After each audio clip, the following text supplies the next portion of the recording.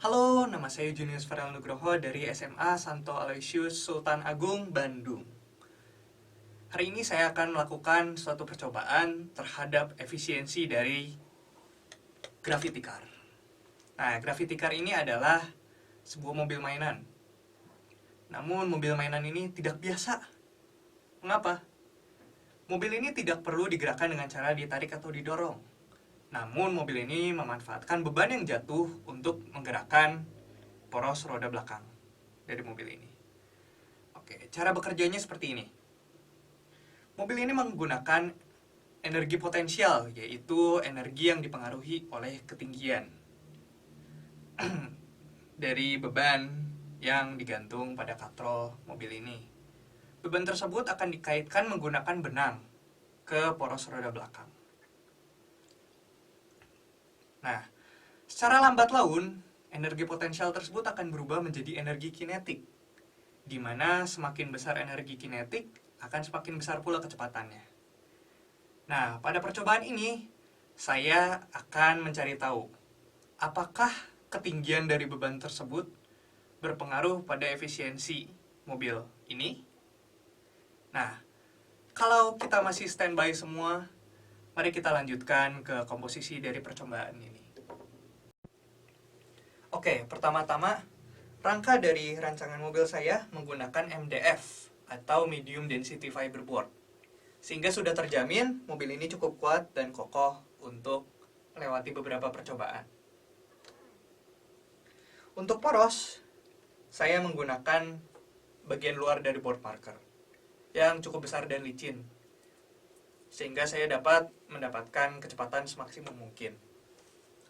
Untuk roda saya menggunakan compact disc dengan diameter universal, yaitu 12 cm, dan diameter dalamnya 1,5 cm. Pada lubang di antara poros dan rangka, saya menambahkan mulut dari botol plastik. Saya tidak akan sebutkan nama mereknya. Mulut dari botol plastik ini akan mengurangi gesekan antara poros dan rangka, yang mana akan berpengaruh pada kecepatan pula. Untuk katrol, saya menggunakan as dari mobil mainan bekas. Ketinggian katrol bervariasi. Nah, saya memberikan variasi 20, 25, dan 30 cm. Dengan segala komponen yang saya jelaskan tadi, tentunya mobil ini akan cukup berat. Sekitar 240 gram. Nah, karena itu saya menggunakan beban yang lebih besar daripada beban yang digunakan untuk Gravity Car pada umumnya. Beban yang saya gunakan adalah 70 keping koin 1000 kelapa sawit yang terkenal berat. Ini bebannya. Total dari bebannya adalah 602 gram. 20 take 1.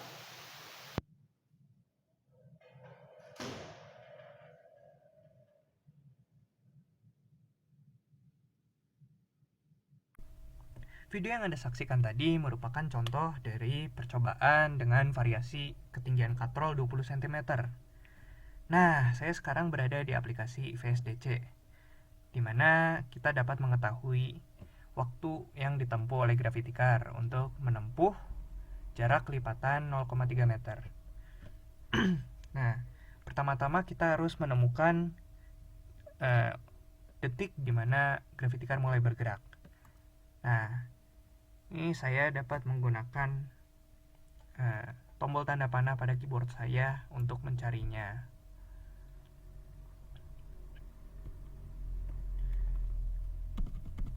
Iya, kira-kira mobil ini mulai bergerak pada detik 2,33 second. Nah, langkah kedua adalah mencari kapan mobil melewati garis pertama.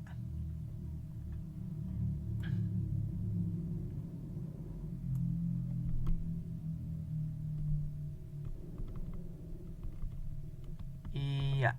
Nah, kira-kira mobil ini Anda bisa lihat roda depannya melewati garis pertama ini kira-kira pada detik 3,66 second. kita lanjutkan untuk menghitung. Oke, semua data sudah saya catat. Nah, ini saya sudah membuat patokannya setiap jarak 0,3 meter dan waktu pada video juga sudah saya catat. Namun ini hanyalah waktu yang ditampilkan pada video. Untuk mengetahui waktu sebenarnya, kurangi detik pada video tersebut dikurangi saat detik mobil mulai berjalan. Saya juga sudah mencatat ketinggian dari katrol, massa dari beban, massa keseluruhan dari mobil, dan massa mobil ditambahkan massa beban. Nah, saya sudah membuat grafiknya di sini. Anda bisa lihat ada dua bagian yang berwarna biru dan berwarna oranye. Bagian berwarna biru adalah massa percepatan, yaitu saat mobil mulai bergerak hingga persis sebelum beban jatuh. Nah, massa perlambatan adalah massa setelah beban jatuh hingga mobil berhenti. Nah, dari grafik ini kita dapatkan persamaannya pula.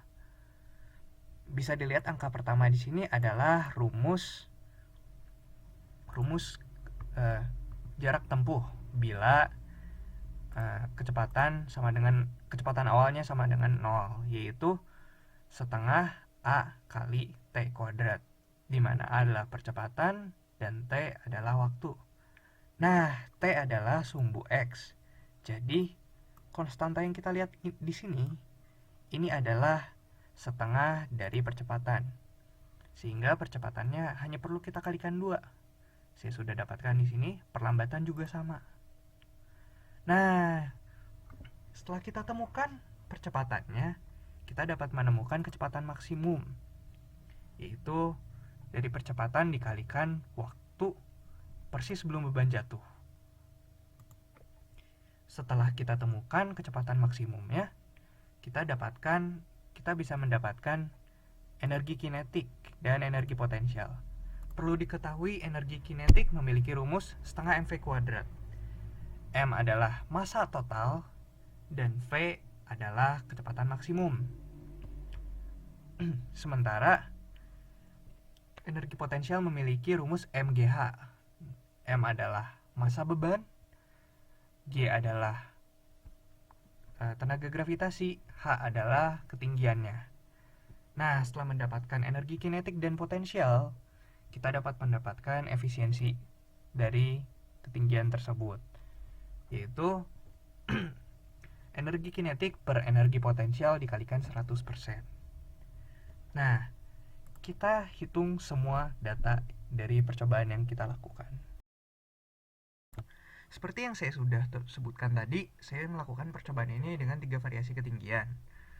Nah, pada setiap ketinggian saya melakukan sebanyak 3 kali percobaan. Saya sudah menghitung seluruh data percobaan, dan kita dapat melihatnya di sini.